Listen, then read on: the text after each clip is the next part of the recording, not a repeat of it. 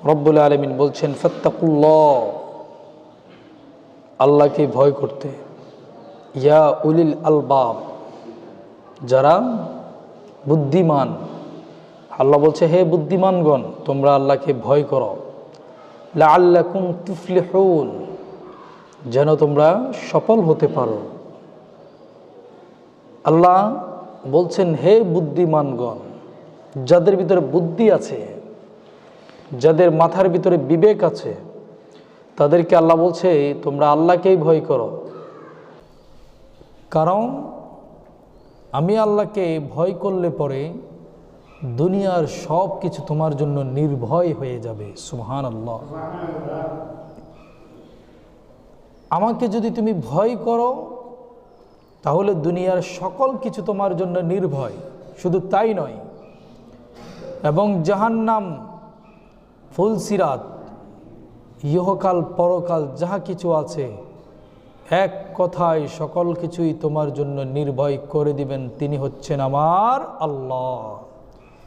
যদি একজনকে ভয় করি তাহলে পৃথিবীর লক্ষ কোটি জনকে ভয় আমার হৃদয় থেকে তুলে দিবেন কে? আর একজনকে যদি ভয় না করি তাহলে পৃথিবীর সবাই আমার জন্য আতঙ্কিত হয়ে যাবে। কথা বলেন ঠিক কিনা? আমি যদি আল্লাহকে ভয় করি তাহলে আমি অন্যায় করব না, আমি অপরাধ করব না। আর আমি যদি আল্লাহকে ভয় না করি আমার মাধ্যমে অন্যায় হওয়ার সম্ভাবনা রয়েছে। তো আমি যদি অন্যায় করি তাহলে আমি পুলিশকে ভয় পাব। আমি যদি পুলিশকে ভয় পাই তাহলে আমি কেস মামলাকে ভয় পাব। আমি যদি কেস মামলাকে ভয় পাই তাহলে তার মানে বুঝে গেল আমি জেল জুলুমকে ভয় পাব। আমি যদি জেল জুলুমকে ভয় পাই তার মানে বুঝে গেল আমার অর্থর ক্ষতি হবে। এই সব কিছু আমি ভয় করছি কাকে? একজনকে যখন ভয় না করে আমি অন্যায় করে ফেলেছি, এখন 100 জনকে আমাকে ভয় করে চলতে হচ্ছে। কথা বলেন ঠিক না? এই জন্যে আল্লাহ বলছে যাদের বুদ্ধি আছে, যাদের জ্ঞান আছে, তারা হলো বুদ্ধিমান, জ্ঞানী।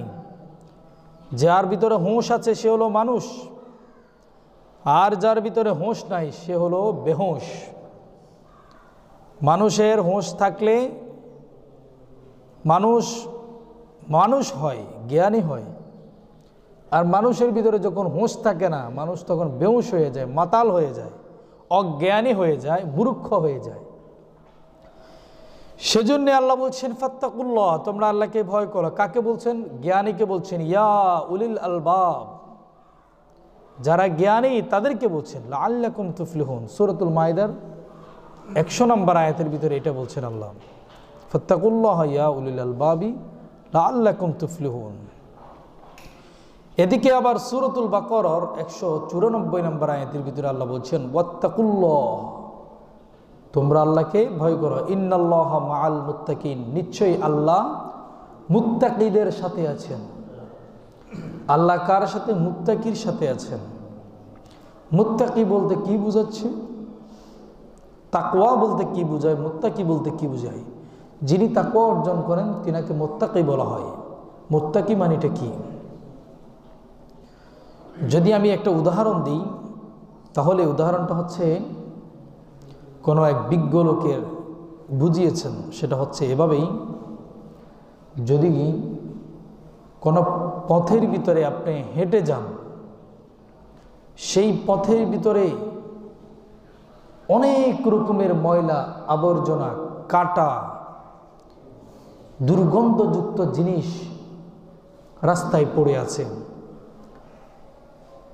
আপনি যদি সেই রাস্তা দিয়ে হেঁটে যান তাহলে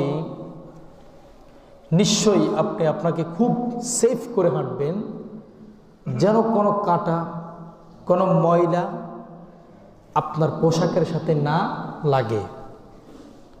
আরও যদি উদাহরণ দিয়ে বুঝাই, বর্ষাকালে যদি কাদামাটি দিয়ে আমরা হেঁটে আমার বাড়িতে যাই, বর্ষাকালে দেখা গেল আমার রাস্তায় প্রচুর পরিমাণে কাদামাটি আর বর্ষার পানি। আমি তখন সব ধপধপে একটা সাদা পাঞ্জাবি গায়ে দিলাম। এই ধপধপে সাদা পাঞ্জাবিতে যেন কাদামাটি না লাগে, বৃষ্টির পানি যেন না লাগে, আমি সেভাবেই হাঁটবো যেভাবে কাদামাটিটা আমার ধপধপে সাদা কাপড়ের ভিতরে যেন না লাগে। তাহলে আমি কিভাবে হাঁটবো? ধুমধাম করে হাঁটবো? একদম এক পা এখানে দিব, এক পা ওখানে দিব, এভাবে হাঁটবো? অবশ্যই দেখে শুনে আস্তে ধীরে পা দিয়ে দিয়ে রাস্তা থেকে আমার বাড়ি পর্যন্ত আমি যাব। কেন? রাস্তার কাদামাটি যেন আমার গায়ে না লাগে, আমার পোশাককে যেন নষ্ট না করে। কিন্তু গোটা রাস্তার ভিতরে কি রয়েছে? কাদামাটি রয়েছে, পানি রয়েছে, যেগুলো আমার জুতার সাথে পোশাক লাগতে পারে। তো এই পরিস্থিতির ভিতরে যদি আমি নিজেকে এত সুরক্ষা করে চলি, আল্লাহ বলছেন পৃথিবীর ভিতরে যারা আমার উপরে ঈমান এনেছে, আমার উপরে বিশ্বাস করেছে, আমি আল্লাহকে হাজির নাজির মানেছে, আমি আল্লাহ জান্নাত ও জাহান্নামকে রেখেছি এটার ভয় করেছে, তাদের কাছে পৃথিবীর জমিনে অনেকগুলো পথ থাকবে। এই পথে গেলে বান্দা অবৈধ পন্থায় অনেক ইনকাম করতে পারবে। এই পথে গেলে বান্দা অবৈধ পন্থায় ইনকাম করার কোনো সুযোগ নাই। এই পথে গেলে বান্দা অনেক পরিমাণে অন্যায়ের কাজের সাথে জড়িত হতে পারবে। এই পথে গেলে অন্যায়ের সাথে জড়িত হওয়ার কোনো সুযোগ নাই। এরকম অনেকগুলো পথ আছে। ধরুন আমি যদি এই মুহূর্তে জায়গার ব্যবসা করতে চাই, যদি আমি জায়গার ব্যবসা করতে চাই, তাহলে আমাকে কি করতে হবে? মিথ্যা কথা অবলম্বন করতে হবে এবং আমার নাম হবে বোখার।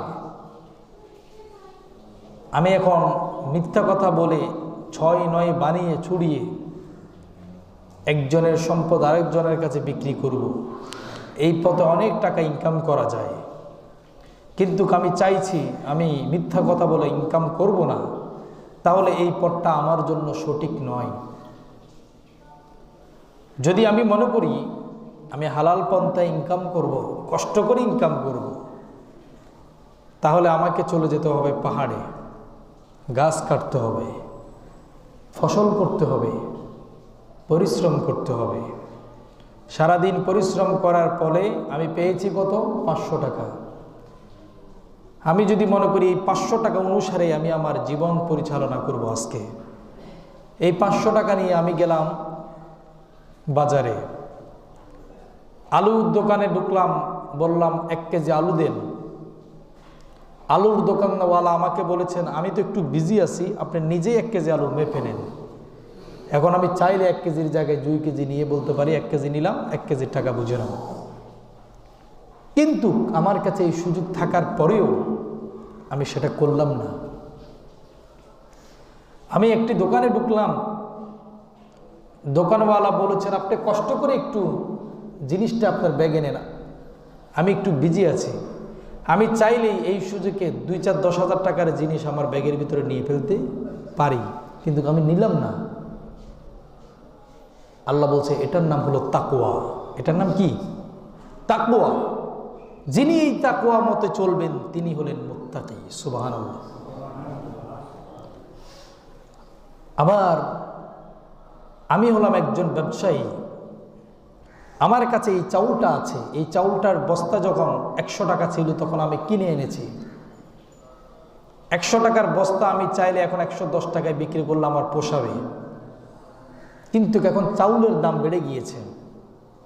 আমি কাস্টমারকে বললাম এই চাউল আমি 200 টাকা দিয়ে কিনেছি, আমি এখন কোনো অবস্থায় 220 টাকা ছাড়া বিক্রি করব না।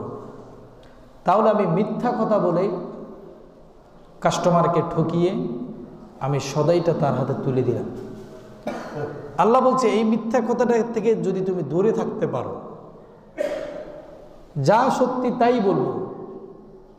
এই জিনিসটা আজ থেকে 1 মাস আগে যখন দাম কম ছিল আমি কিনেছিলাম, এই চাউলের বস্তাটা হতে পারে এটার ভিতরে পোকা থাকতে পারে, আর এই চাউলটা আজকে আমি কিনেছি এটার দাম 100 টাকা বেশি, যেটা 1 মাস আগে কিনেছি ওটার দাম 100 টাকা কম।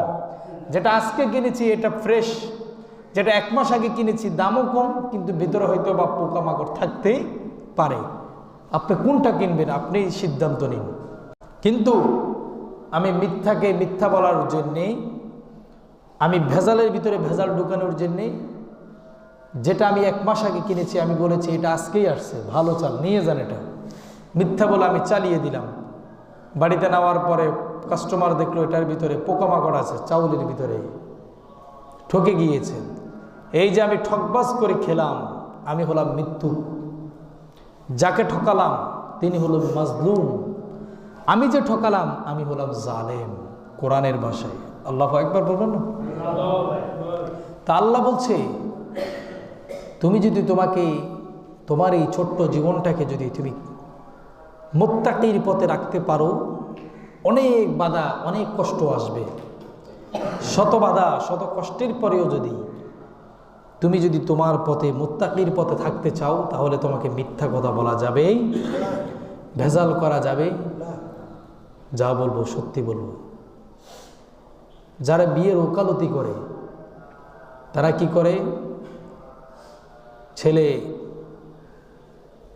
ব্যবসা বাণিজ্য চাকরি বাকরি কিছুই করে না, টোটো করে ঘুরে, আর ওই উকিল মেয়ের বাড়িতে গিয়ে বলে ছেলে আগে বিদেশ ছিল 6 বছর, এখন বাংলাদেশে আসছে, ব্যবসা বাণিজ্য করে, টুকিটাকি অনেক মোটামুটি ধন সম্পদ বহুত কিছু আছে, মেয়ে বিয়ে দেন। কিন্তু ছেলে কি করে না, কোনো চাকরি করে না। এই বলে মিথ্যা বলে একজন মা বাবার মেয়েকে একজন বেকারত্ব সন্তানের হাতে তুলে দিয়েছেন কে, উকিলে। কিন্তু তিনি চাইলে সত্য কথাটা বলতে পারেন, ছেলে ভালো কিন্তু চাকরি বাকরি করে না, আপনাদের যদি মন চায় আপনারা দেন, আপনাদের মন যদি না চায় আপনারা না দিবেন, আমি দেখানোর আছে কি দেখিয়ে দিলাম। কিন্তু উকিল চিন্তা করলো না, এটা করলে তো বিয়েও হবে না, আমার টাকাও ইনকাম হবে না, এদিকে 10,000 ওইদিকে 10,000 লস। এই জন্য তিনি মিথ্যা কথার পথ অবলম্বন করেন এবং মেয়ের পক্ষের বাড়িতে গিয়ে বলেন, ছেলে পক্ষে আপনাদের কাছ থেকে কিছুই চাইতেছে না, মেয়ে দিয়ে দেন, এরকম ছেলে আর পাবেন না। ছেলে পক্ষের বাড়িতে গিয়ে বলে, আপনারা আহামরি কিছু চাওয়ার দরকার নাই, তবে 1,00,000-2 লাখের ভিতরে যদি কিছু চান তাহলে ওনাদের দেওয়ার ক্ষমতা আছে। দুদিকেই দিল ভেজাল লাগাই। কে করেছে মধ্যখানে? একজন ব্যক্তি মাত্র 10,000 টাকার জন্য করেছে, মাত্র 10,000 টাকার জন্য করেছে। এদিকেও ঠকাইলো ওইদিকেও ঠকাইলো। আল্লাহ বলছে, এই ঠকবাজি করান ছাড়া যিনি চলবেন তিনি হলেন মুত্তাকি। তিনি কি? মুত্তাকি। আল্লাহ বলছে, আমি এই মুত্তাকির সাথেই আছি, আমি মুত্তাকির সাথে আছি। ওয়াত্তাকুল্লাহ ইন্নাল্লাহা মাআল মুত্তাকিন। তোমরা আল্লাহকে ভয় করো, যারা ভয় করবে তারা মুত্তাকি, তাদের সাথে আমি আল্লাহ আছি। বলেন তো, এই সূর্যটা বানিয়েছেন কে? চাঁদ বানিয়েছেন কে? আমরা যেই সাপকে দেখলে ভয় পাই সেই সাপ বানিয়েছেন কে? যেই ভূমিকম্প আসলে আমরা ভয় পাই সেই ভূমিকম্প বানিয়েছেন কে? আজরাইলকে আমরা ভয় পাই, আজরাইলকে বানিয়েছেন কে? মৃত্যুকে ভয় পাই, আমরা চাই আমাদের মৃত্যু না আসুক, এই মৃত্যু বানিয়েছেন কে? এবার বলেন, আল্লাহকে বানিয়েছেন কে? আল্লাহকে নাকি আল্লাহ বানাইছে? তার মানে আল্লাহর উপরে কি আল্লাহ আছে? আল্লাহর উপরে আল্লাহ নাই। লাম ইয়ালিদ ওয়া লাম ইউলাদ, তিনি কাউকে জন্মও দেন নাই, কারোর কাছ থেকে জন্মও নেন নাই। সুবহানাল্লাহ। এই জন্য সব কিছু বানিয়েছেন আল্লাহ। তো যিনি সব কিছুর মালিক তিনি হলেন আমার ফ্রেন্ড, আমার বন্ধু। তাহলে আমার কি আর কোনো অসুবিধা থাকতে পারে? আমি কি নিজেকে কোনোদিন আর গরিব দাবি করতে পারি? না।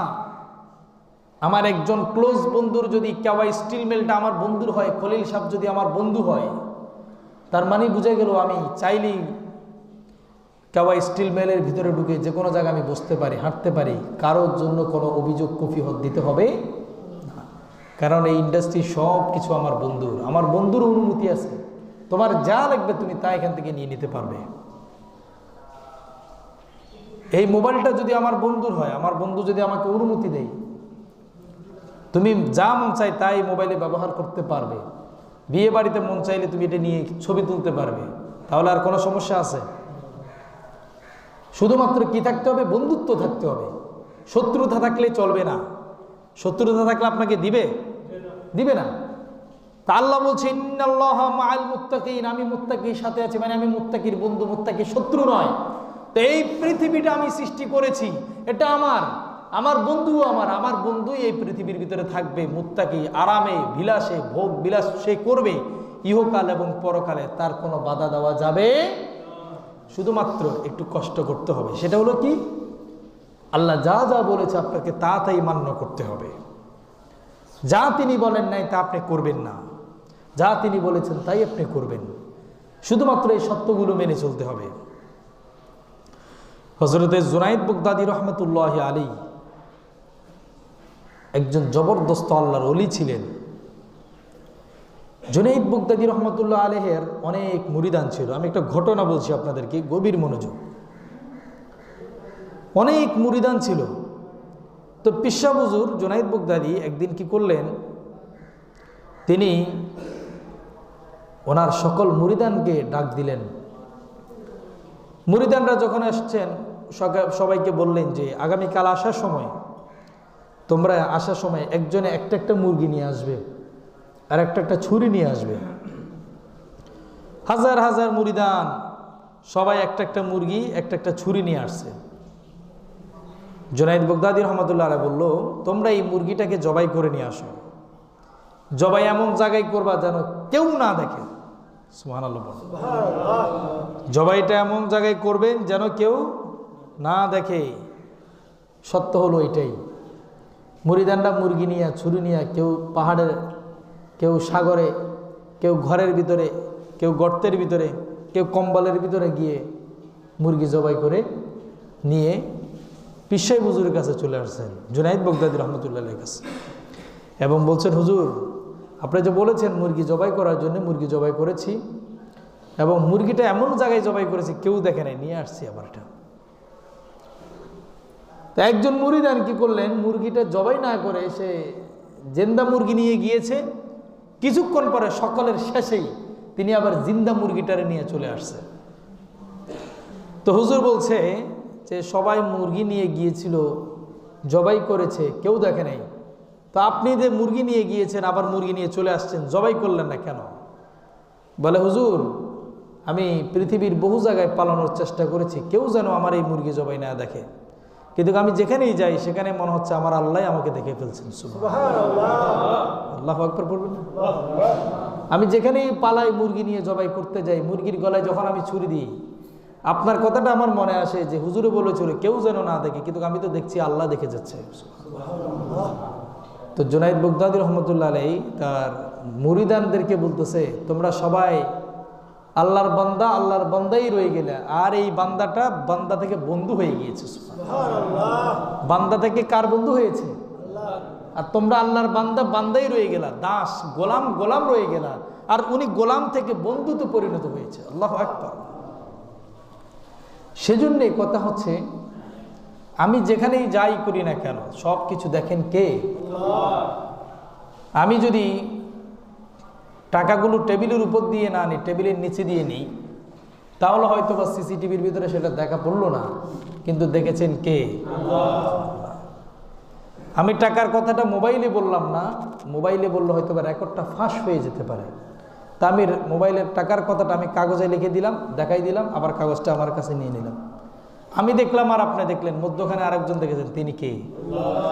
তো যিনি এটা বুঝবেন যে আমি ছাড়াও এখানে কেউ একজন দেখার মালিক আছেন, তিনি হলেন মুত্তাকি। তিনি হলেন কি? মুত্তাকি। তিনি আল্লাহকে ভয় করেন, এটা হলো ওনার তাকওয়া। তিনি যখন আল্লাহকে ভয় করে সকল কাজ করেন, এই জন্য তিনি হয়ে গেলেন মুত্তাকি। সুবহানাল্লাহি ওয়া বিহামদিহি। এবং আমাদের এই দুনিয়ার ভিতরে, আমাদের বর্তমান সময়ে মুত্তাকি হয়ে বসবাস করা খুবই কঠিন, তাকওয়া অর্জন করা খুবই কঠিন। যেদিকে যাবেন আপনার সেদিকেই ঝামেলা আছে, এবং এই ঝামেলার প্রথম কারণটা হলো আপনার পরিবার। আপনি আপনার পরিবার থেকেই সর্বপ্রথম ঝামেলা ফেস করবেন। আপনি যদি আজ থেকে মনে করেন আপনি 5 ওয়াক্ত নামাজ পড়বেন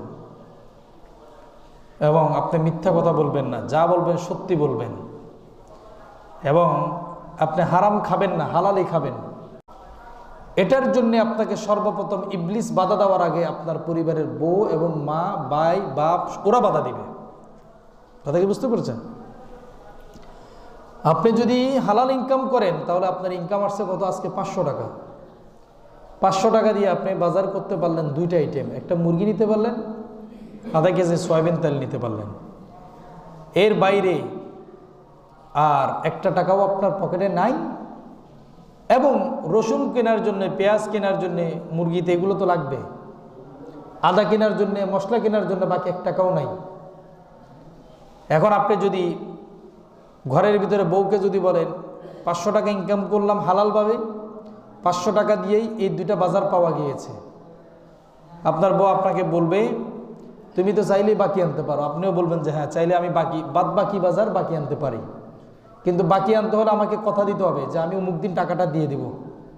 এখন অমুক দিন যদি আমি টাকাটা দিতে না পারি, বা অমুক দিনের আগে আগে যদি আমি মারা যাই, আমি আপনাকে বিকেলবেলা টাকা দিব, কিন্তু বিকাল পর্যন্ত আমি বাসে থাকি কিনা এটারও তো একটা গ্যারান্টি দিতে হবে। এই গ্যারান্টিটা আমি দিতে পারতেছি কিনা, এর জন্য আমি দিতে পারতেছি না, তাই আমি বাকিও আনতে পারতেছি না। আপনার বউ বলবো যে তোমার মতো পাগল দুনিয়ার ভিতরে আর কেউ নাই, তুমি খালি আল্লাহর ওলি হইছো নাকি, অমুকে চলে না তমুকে চলে না, ব্যাস আপনার তাকওয়াগিরি আর করার সুযোগ নাই। তাহলে সর্বপ্রথম আপনার বাধা কে দিবে? আপনার পরিবার দিবে। আপনি রমজান মাসে ইনকাম করেছেন 20,000 টাকা, আপনার পরিবার সকলের বাজার করতে হলে, শপিং করতে হলে লাগবে 30,000 টাকা, সামাই সিনি কিনে সব মিলে জুলে 40,000 টাকা লাগবে, কিন্তু আপনি ইনকাম করেছেন কত? 20,000 টাকা। এবারে আপনি এই 20,000 টাকা দিয়ে চিন্তা করলেন যে আপনার তো কিছুই ইনকাম হবে না, সবাইরই ভালো ভালো পোশাক কিনে দিতে হবে। তো সেজন্য আপনি কি করলেন? ওখান দিয়ে গিয়ে বোখারি শুরু করলেন, ওখান দিয়ে গিয়ে ও ঝামেলা লাগাই দিলেন, ওখান দিয়ে দুজনের বেজার লাগাই দিলেন, বেজার লাগাই দিয়ে বলতেছেন এখানে বিচার করতে হবে, চেয়ারম্যান সাহেবরা ডাকতে হবে। তুমি ডাকলে আসবে না, চেয়ারম্যান সাহেবরা আমি আসতে হবে, 5,000 টাকা মুখ করে দিতে হবে, টাকা আমার হাতে দিও, আমি বুঝে দিব, তুমি দিলে এটা নিবে না।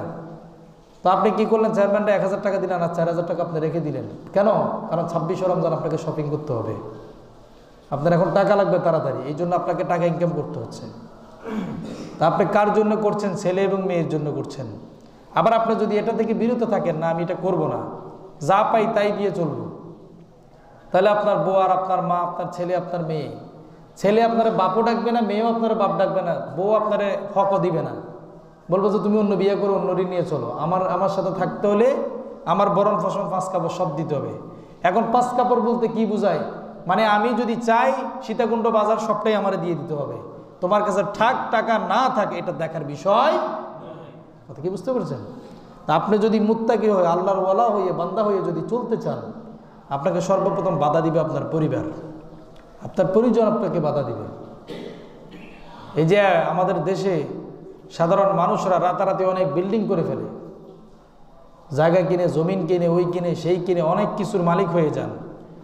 তিনার ইনকাম থাকে প্রতি মাসে 20,000 টাকা, তিনি করেন 40, 50, 60, 70, 80,000 টাকার কাজ। কিভাবে করেন? তিনি হয়তো বা কোনো না কোনো পন্থায়, বিভিন্ন পন্থায় তিনি টাকাগুলো উপার্জন করে থাকেন। এই টাকা যাদের জন্য আমরা উপার্জন করি তারা আমাদের ছেলে মেয়ে, বিবি, বাল বাচ্চা, স্ত্রী, মা, বাবা।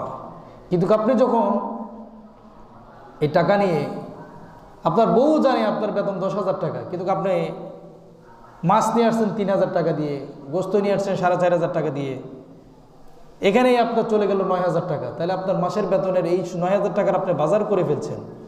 আপনার বউ আপনাকে জিজ্ঞেস করবে না বাদ বাকি টাকা তুমি কোথায় পাইলা? এনেছেন সেদিন মহা খুশি আপনার বউ। আপনার বউ ফোন করে বাবার বাড়িতে বলো তোমারও জামাই তো এগিন এগিন লইয়ে, আর কোনো ন পরে প্রত্যেক সময় লইয়ে, কিন্তু কোনোদিন চিন্তা করে না কই পাই এই টাকা, কার মায়ের ছেলের মাথার ফিটাই দিয়ে এই টাকা আমার জন্য নিয়ে আসছে। কোনোদিন আপনার বউ, আপনার মা, আপনার বাবা কেউ জিজ্ঞেস করবে না, অথচ সবাই মাগরিবের নামাজ পড়ে, আসরের নামাজ পড়ে, জহুরের নামাজ পড়ে। আল্লাহ বলছে তাদের এই নামাজ গলার এই পর্যন্ত আসবে না, এটা গলায় গলায় থেকে যাবে।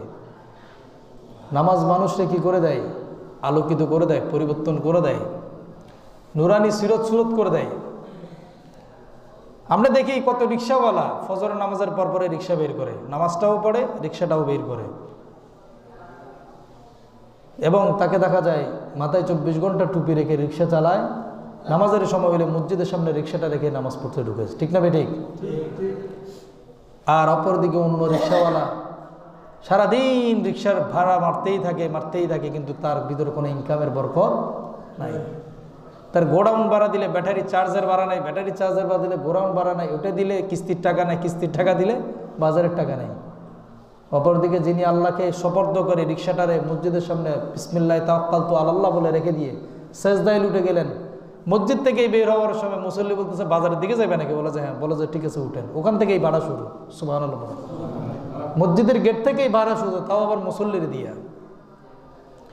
আর জিনার ভিতরে আল্লাহর ভয় থাকবে না, এহসান থাকবে না, তিনার ভিতরে কোনো রকমের ইনকাম যতই করুন না কেন আপনার ভিতরে ইনকামের কোনো ফায়দা আসবে না, আপনি বড় অভাবের ভিতরে থাকবেন। প্রিয় ভাইয়েরা আমার, এজন্যে আল্লাহকে ভয় করতে হবে, ভয় করার মতো। একজন ব্যক্তি জীবনে অনেক গুনাহ করেছিল, সে জানে তার এমন কোনো পাপ নাই যে সে করে নাই, এমন কোনো অন্যায় নেই যে সে করে নাই, সবই করেছে। মানুষকে মারা, পেন্সিলের বাবা, উইস্কি খাওয়া, নারী কেলেঙ্কারি, যত রকমের অন্যায় আছে সব করেছে। একটা পর্যায়ে যখন পড়ন্ত বিকেলের সূর্য তার ডুবু ডুবু অবস্থায় সে তার সন্তানগুলোর ডাক দিল, আমার বাবারা, তোমাদেরকে মানুষ করার জন্যে, তোমাদেরকে তৈরি করার জন্যে আমাকে অনেক অন্যায় করতে হয়েছে এই সমাজে। আজকে আমার জীবনের বেলান্ত সূর্য ডুবে যাচ্ছে, আমি মৃত্যুর সাকরাতের বিছানায়। তোমাদের কাছে আমার একটা ওসিয়ত থাকবে। কি বাবা ওসিয়ত? বলে আমি যখন মারা যাব, তোমরা, আমি তো মুসলমান, কিন্তু তোমরা আমাকে দাপন করবে না, কবরস্থ না করে তোমরা আমাকে হিন্দুদের মতো করে পুড়িয়ে ফেলবা। কি করবা? পুড়িয়ে ফেলবা। পোড়ার পরে এমনভাবে পুরবা, পোড়ার পরে যখন আমি ছাই হয়ে যাব, ওই ছাইগুলোকে তোমরা আবার কি করবা? মেশিনের ভিতরে দিয়ে মিক্সার করে পাউডার বানিয়ে ফেলবা। ওই পাউডারটাকে যখন তোমরা সমুদ্রের বিশাল অঙ্কের ঢেউ আসবে, এক একটা ঢেউতে জাহাজগুলো পর্যন্ত কম্পে উঠবে, ঠিক সেই সময় ওই ছাইগুলো তোমরা এখানে সমুদ্রের ঢেউয়ের ভিতরে ফেলে দিবা। বলে যে বাবা এটা করতে হবে? বলে যে হ্যাঁ, এটা করতে হবে, এটা আমার ওসিয়ত। এই ওসিয়ত করে বাবা যখন মারা গেলেন, তখন তার বিচার কার্য শুরু হয়েছে। আল্লাহ সুবহানাহু ওয়া তাআলা এমন ব্যক্তি যিনি ছাই হয়ে গিয়েছেন, পানির ভিতরে মিক্সার হয়ে গিয়েছেন, আল্লাহ চাইলে কি তাকে আবার বানাইতে পারেন? পারে। আল্লাহ চাইলেই তারে আবার বানাই ফেলতে পারেন। ছাই তো দূরের কথা, যখন ছাইও ছিল না তখনও তো আল্লাহ সব কিছু বানিয়ে ফেলেছেন। সুবহানাল্লাহ। আর ছাই আছে, ছাইটা হয়েছে পানির ভিতরে, পানিটা হচ্ছে সমুদ্রের ভিতরে, তো সব কিছুই তো আছে, আল্লাহ বানাতে পারবেন না কেন? যখন কিছুই ছিল না তখনও তো আল্লাহ ফুদ দিয়েছে, সব হয়ে গিয়েছে। তো যখন ব্যক্তিটাকে আল্লাহ বলছেন, বান্দা জীবনে অনেক অন্যায় অপরাধ করেছো, সন্তানের মানুষের জন্য, সন্তানকে তুমি ওসিয়ত করেছো তোমাকে এই অবস্থায় যেন পুড়ে পানিতে ফেলে দেওয়া হয়। কেন বাবা? সে তার রবকে বলছে, আল্লাহ আমি জানি আমি অন্যায় করেছি, এবং আমি এও জানি যে আপনার শাস্তি বড় ভয়ঙ্কর। আপনি যেই শাস্তিটা দিবেন সেই শাস্তি এত ভয়ঙ্কর, আবাদে আবাদ আমাকে আগুনে থাকতে হবে। আমি তো কিছু ঘন্টা আগুনের ভিতরে থাকার পরে পুড়ে ছাই হয়ে গিয়েছি। আগুনে ধরা মানুষদেরকে আপনারা দেখেছেন না? যারা আগুনে পুড়ে মরে যায়, দেখেছেন তো? বিভিন্ন জায়গায় যখন আগুনে পুড়ে মানুষ মারা যায়, কালো কালো ছাই হয়ে যায়, মনে হচ্ছে এটা একটা চিকেন ভুনা। বিভিন্ন রেস্টুরেন্টে গেলে কালো কালো ভুনা পাওয়া যায় রেস্টুরেন্টের ভিতরে, মুরগিকে পোড়া দিয়ে কাবাব বানানো হয়। এরকম মৃত অনেক মানুষ আগুনে যারা পুড়েছে, আমি তাদেরকে দেখেছি যে তারা মনে হয় যেন একটা কাবাব হয়ে গিয়েছে। এটা কি মানুষ নাকি কোনো একটা প্রাণীকে, আস্ত একটা প্রাণীকে কাবাব তৈরি করা হয়েছে? আপনি কোনোদিন বুঝতেও পারবেন না। তা আল্লাহ এই মানুষদেরকে জাহান্নামের ভিতরে ফেলবেন, কিন্তু মানুষরা কাবাবও হবে না, মানুষও থাকবে না, খুবই কষ্টই পাবে তারা। বান্দা বলতেছে, আল্লাহ আমি তো জানি আমি এরকম কষ্টই পেতে থাকবো, এই কষ্ট থেকে বাঁচার জন্যে আমি নিজেকে মাটির সাথে মিশিয়ে দিতে চেয়েছি। আমি আপনাকে বড় ভয় করি, কিন্তু এই ভয়টা দুনিয়াতে আমি শেষ পড়ন্ত বিকেলে এসে বুঝতে পেরেছি। আল্লাহ বলে যে এই যে তুমি ভয় করেছো, এই ভয়ের কারণে যে তুমি নিজেকে পালায়ন করতে চেয়েছিলে, এবং তুমি যে এটাও বিশ্বাস করেছিলে যে আমি আল্লাহ চাইলেই তোমাকে আবার জাহান্নামের ভিতরে রেখে শাস্তি দিতে পারি, এই জন্য আমি আল্লাহ তোমাকে মাফ করে দিলাম। সুবহানাল্লাহ। কারণ তুমি আমি আল্লাহকে ভয় করেছো, এই জন্য তুমি এখন পড়ন্ত বিকেলে এসে মুত্তাকি হয়ে গিয়েছো। আল্লাহু আকবার। আপনার জীবনের অন্যায় অপরাধগুলো এতই বেশি, আপনি বুঝতেছেন যে আপনার এত বেশি অন্যায় করেছেন, আপনাকে এখন আর নামাজ পড়লে কাজ হবে না, নামাজ আপনার আর কবুল হবে না, দান সদকা করলো আর কবুল হবে না, আল্লাহকে ডাকলো আর আল্লাহ ডাক শুনবেন না। আল্লাহ বলছে, বান্দা তুমি বড় ভুল করেছো। পৃথিবীর ভিতরে যদি কোনো বান্দা 100 বছর পর্যন্ত যদি আমি আল্লাহকে না ডাকে, সরস্বতী দেবীকে ডাকে, 100 বছর পরে যদি ভুল ক্রমে আমি আল্লাহকে একবার যদি বলি আল্লাহ, আমি মুহূর্তের ভিতরে বলবো আমি তোমার জন্য প্রস্তুত হয়ে আছি। সুবহানাল্লাহ। তোমার থেকে মনে হচ্ছে আমি তোমার থেকে দূরে হয়ে গেছি, না, তুমি আমার থেকে দূরে, বরঞ্চ আমি তোমার কাছে। কে বলছেন? তোমার এই ছোট্ট জীবনের অনেক অন্যায় আর অপরাধ আছে, তুমি মনে করছো সেগুলোকে মোছা যাবে না, পরিষ্কার করা যাবে না, কিন্তু আমি আল্লাহ বলছি এটাকে মোছার জন্যে, পরিষ্কার করার জন্যেই শুধুমাত্র তোমার 2 চোখের দুই কোণ দিয়ে 2 ফোঁটা পানি যখন তুমি নিশিরাত্রে ছেড়ে দিবে বিছানার ভিতরে, যাই নামাজের ভিতরে, অথবা যদি তুমি কনকনে শীতের কারণে যদি উঠে নামাজটা পড়তে না পারো, কিন্তু আমি আল্লাহর ভয়ের জন্যে, তোমার অন্যায়ের জন্য তুমি যদি অনুতপ্ত হয়ে ঘুমানোর সময় বালিশের সাথে মাথা লাগিয়ে 1 ফোঁটা পানি যদি তুমি ওই বালিশের ভিতরে ফেলে দাও, আমি আল্লাহ ওই পানির ফোঁটা চোখ থেকে নাক পর্যন্ত, বালিশ পর্যন্ত পড়ার আগে আগে তোমার 70-80-90 বছরের জীবনের গুনাহগুলোকে মাফ করে দিব। সুবহানাল্লাহ। এটা কে প্রতিশ্রুতি দিচ্ছেন? আল্লাহ দিচ্ছেন।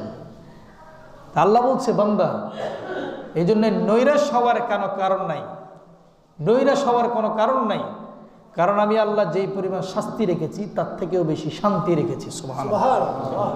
আপনারা এবার আমাকে বলেন, জান্নাত হলো কয়টি? 8টি। মাশাআল্লাহ।